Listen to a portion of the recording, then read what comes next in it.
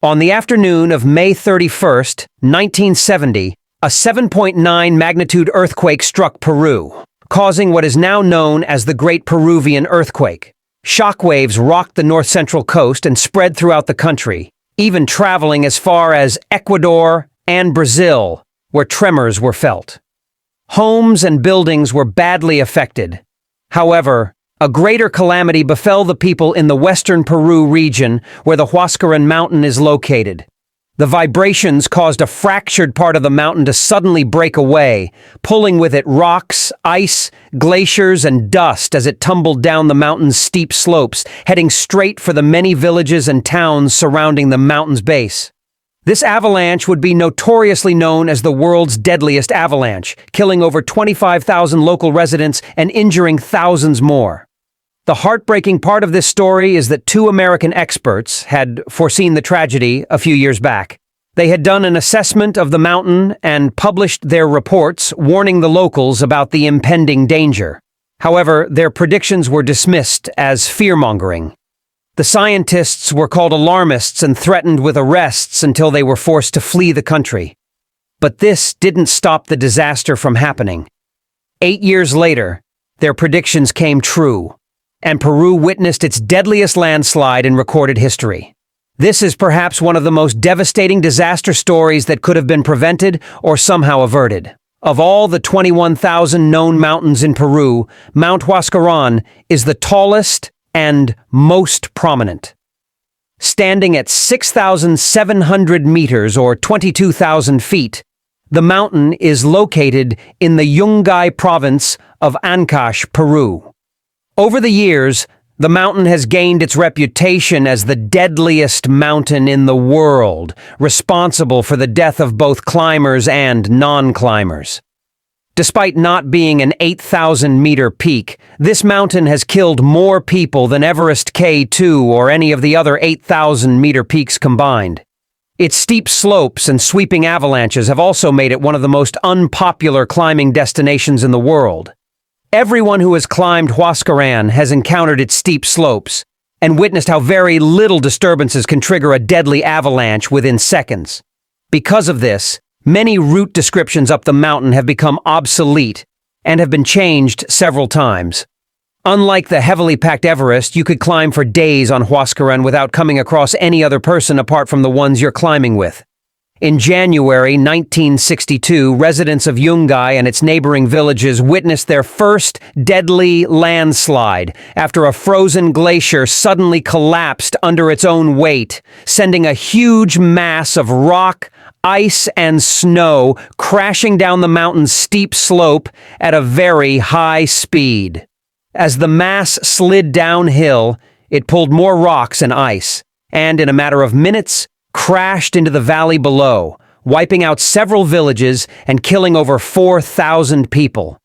The entire town of Ranrahirca was completely wiped out, and corpses and debris were washed as far as into the Pacific Ocean 100 kilometers away. Few months after the disaster, the Massachusetts Institute of Technology funded a geological expedition to assess the aftermath of the avalanche. Two American scientists, David Bernays and Charles Sawyer, observed during the climb that a massive slab of the mountain had fractured and was dangerously in a position that could trigger another landslide bigger than the one they had just suffered. This report was communicated to the people and published in the national newspaper with the headline, "Dantean Avalanche Threatens Yungay."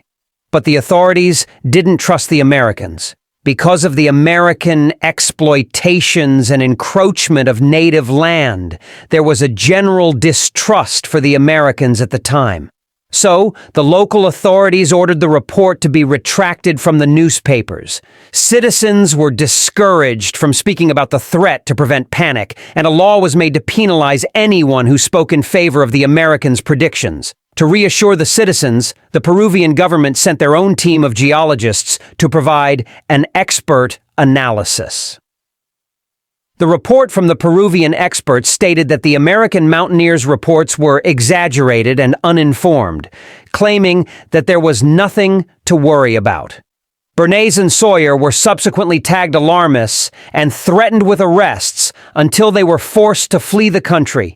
Convinced that the worst was over, the survivors of the January disaster went back to rebuilding their homes and cultivating their farmlands nestled around the base of Huascaran. They wouldn't even have agreed to an evacuation, as that would mean losing their ancestral homes. This was the only place they knew as theirs. By 1963, the people had recovered from the 1972 tragedy. More villages and towns sprung up in areas surrounding the mountain. They had salvaged what they could and moved on with their lives.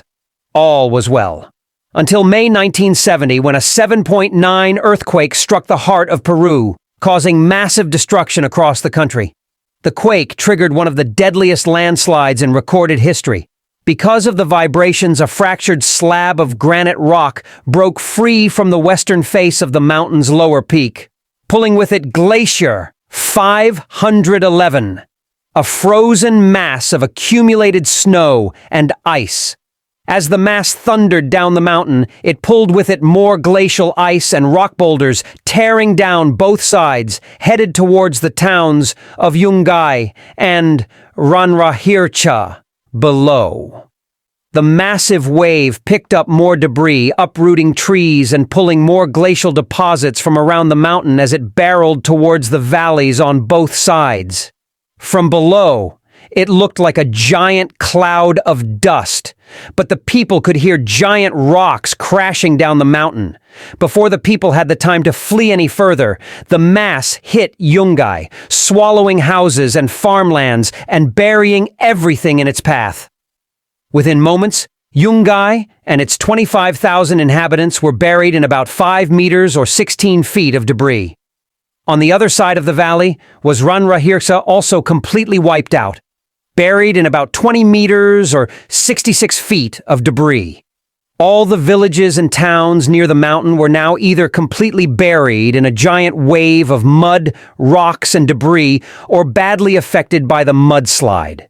Bernays and Sawyer's analysis estimated the landslide to be 3 times the size of the one in 1962. However, this one was 10 times bigger. It covered an estimated 3,700 acres, even traveling as far as Trujillo, flooding the airport and the highway bridge at Chocachaca. Weeks after the water receded, hundreds of corpses, as well as debris, were found deposited in the flood area. Thousands of bodies were never recovered, and to date, the number of deaths remains unquantifiable. Some sources estimate that about 22,000 to 25,000 people were killed in the mudslide. Many of those who survived the 1962 avalanche unfortunately lost their lives in 1970. Only about 400 people survived in Yungay, 300 of which were children who had been attending a circus show on the outskirts of the town. When the earthquake struck, one of the clowns had led the kids to higher ground just before the mudflow struck. The remaining 92 survivors were people who ran up to the artificial hill at the town cemetery.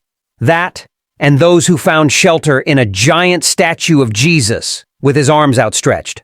In less than 10 years, the mountain had caused 2 of the deadliest avalanches ever recorded in history. But that wasn't the end of the mountain's notorious terrain. On July 17, 2000, Duncan Perez, a South African mountain climber, and his mountain guide, Marco Perez, were only a few meters away from the summit when they were surprised by a sudden burst of avalanche. Shards and blocks of ice and rocks suddenly tumbled towards them, hitting them severely. Duncan was the most injured, with a giant serac hitting him on the back before flinging him into a crevasse, although they had a cellular device and were able to call for help. It took the rescue team 3 days to locate them. By the time the rescue team got to them, Duncan had died of his wound and hypothermia at the bottom of the crevasse, while Perez, although alive, was badly frostbitten and dehydrated. 2 years later, on June 24, 2002, 3 mountain climbers, Steve Erskine, Bill Stampfel, and Matthew Richardson, were caught in another deadly avalanche on Huascaran. The men had climbed up to 6,000 meters or 20,000 feet and were only about 800 meters away from the summit when, all of a sudden, a large chunk of snow and ice rolled from the summit ridge towards them, triggering a sweeping avalanche that headed straight for their head. There was little time for them to take cover, and all three men were swept down the mountain slopes. After the avalanche, only Steve's body was recovered, and Stampfl's body wouldn't be found until 2024, when another pair of mountain climbers discovered his mummified body.